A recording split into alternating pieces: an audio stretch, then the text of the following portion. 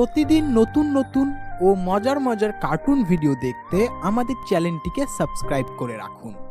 আর বন্ধুরা, তোমরা তোমাদের নামগুলো ভিডিওর কমেন্ট বক্সে লিখে দাও, কেননা আমাদের চ্যানেলের পরবর্তী ভিডিও আমি তোমাদের নামগুলো দিয়ে তৈরি করব।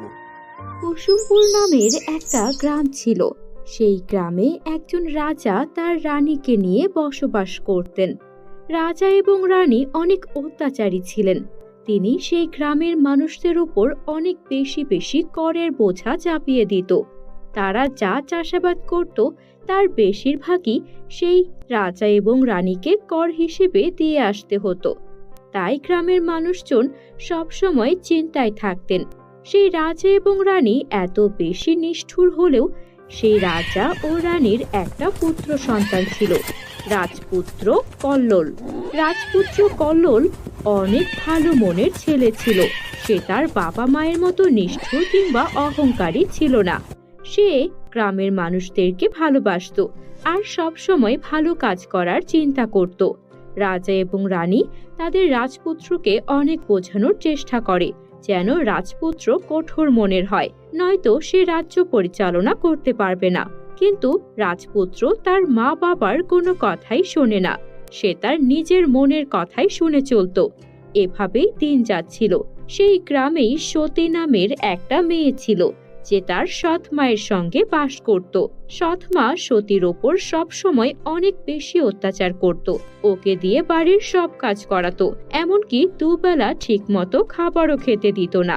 সতী এত কষ্ট হওয়া সত্ত্বেও মুখ বুঝে সহ্য করত, কারণ সতীর বাবা অনেক অসুস্থ ছিল।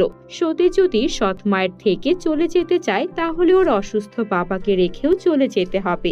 তাই সব জেনে বুঝেও সতী সৎ মায়ের কথা মতোই চলতো। একদিন সতী জঙ্গলে যায় কাঠ কাটতে। তখন একজন বৃদ্ধাকে দেখতে পায়। বৃদ্ধা সতীর কাছে আসে আর বলতে থাকে, এই যে মেয়ে, তুমি আমাকে কিছু খাবার দিতে পারো? আমার বড্ড খিদে পেয়েছে। জঙ্গলে ঘুরে বেড়াচ্ছি, কিন্তু কোনো ফল গাছের সন্ধানও পাচ্ছি না। গাছগুলো যেন হাহাকার করছে। আমাকে একটু খাবার জলের সন্ধান দিতে পারো? আহারে ঠাকুমা, আপনি বুঝি না খেয়ে আছেন? দাঁড়ান, আমি পাশের পুকুর থেকে আপনার জন্য জল নিয়ে আসছি। আর এই জঙ্গলে একটা আপেল গাছও আছে, কেউ জানে না, ওই ঝোপের ভেতরে। আমি সেখান থেকে আপনার জন্য আপেলও নিয়ে আসছি। এই বলে সতী পুকুর থেকে জল নিয়ে এলো আর আপেল গাছ থেকে বেশ কিছু আপেল তুলে আনলো সেই বৃদ্ধাকে দেওয়ার জন্য। এই নিন ঠাকুমা, এই আপেল আর এই জলটুকু খেয়ে নিন। এতে হয়তো আপনার ক্ষুধা কিছুটা হলেও মিটবে। নিন নিন, খেয়ে নিন।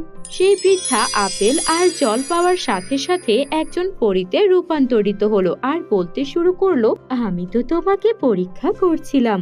তুমি সত্যি অনেক ভালো মেয়ে সতী। তুমি একজন অসহায় বৃদ্ধাকে জল আর খাবার জন্য আপেল এনে দিয়েছো। আমি জাদু দিয়ে জানতে পেরেছি তোমার সৎ মা তোমার উপর অনেক অত্যাচার করে, কিন্তু তোমাকে আমার কোনো কিছু দেওয়ার প্রয়োজন নেই, কারণ কিছুদিনের মধ্যেই এই রাজ্যের সবচেয়ে ভালো ছেলের সাথে তোমার বিয়ে হতে চলেছে। তুমি রাজরানী হবে। এই বলে পরী চলে গেল। পরীর কথা সতী কিছুই বুঝতে পারল না। এভাবেই দিন যাচ্ছিল। একদিন রাজপুত্র কল্লোল জঙ্গলে আসে শিকার করতে, কিন্তু তখনই একটা বাঘের কবলে পড়ে কল্লোল আর সে সাহায্যের জন্য চিৎকার করতে শুরু করে। কল্লোলের চিৎকার সতী শুনতে পায় আর সে তখন দৌড়ে ছুটে আসে আর ওর হাতের কোড়ালটা দিয়ে এক কোপে বাঘের মাথা আলাদা করে ফেলে। সতীর সাহসিকতা আর এমন শক্তি দেখে কল্লোল অবাক হয়ে যায় আর প্রথম দেখাতেই কল্লোল সতীকে ভালোবেসে ফেলে। তাই কল্লোল ঠিক করে সতীকে বিয়ে করবে। তারপর কল্লোল সতীকে বিয়ে করে রাজপ্রাসাদে নিয়ে আসে। সতী রাজপ্রাসাদে এসে ওর বাবা আর অত্যাচারের সৎ মায়ের ব্যাপারে কল্লোলকে সব খুলে বলে। কি, তোমার সৎ মা এত অত্যাচারী? সে তোমাকে আর তোমার বাবাকে এভাবে অত্যাচার করে যাচ্ছে। আমার রাজ্যে এমন কিছুতেই আমি মেনে নেব না। হ্যাঁ, আমি এটা মানি, আমার বাবা মা অনেক অত্যাচার করেন, কিন্তু তাদের বয়স হয়েছে। আমি তাদেরকে অত্যাচার করতে দেখেই বড় হয়েছি, কিন্তু আমি সিদ্ধান্ত নিয়েছি আমি তাদের মতো হব না। আমি এই রাজ্যের খেয়াল রাখবো। আর তুমি তো আমার প্রাণ বাঁচিয়েছো, আর তাই আমি তোমাকে ভালোবাসি। তাছাড়া তোমাকে দেখেও আমি তোমাকে অনেক পছন্দ করেছি। আজ থেকে তুমি আমার রানী, আর তার সাথে তোমার বাবার দায়িত্বও আমি নিচ্ছি।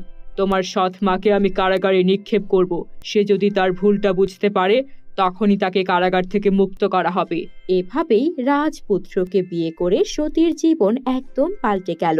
ও ওর অসুস্থ বাবাকে নিয়ে রাজপ্রাসাদে সুখে শান্তিতে দিন কাটাতে লাগলো। বন্ধুরা, গল্পটি ভালো লাগলে চ্যানেলটিকে সাবস্ক্রাইব করে বেল আইকন অন করে দিও। ধন্যবাদ।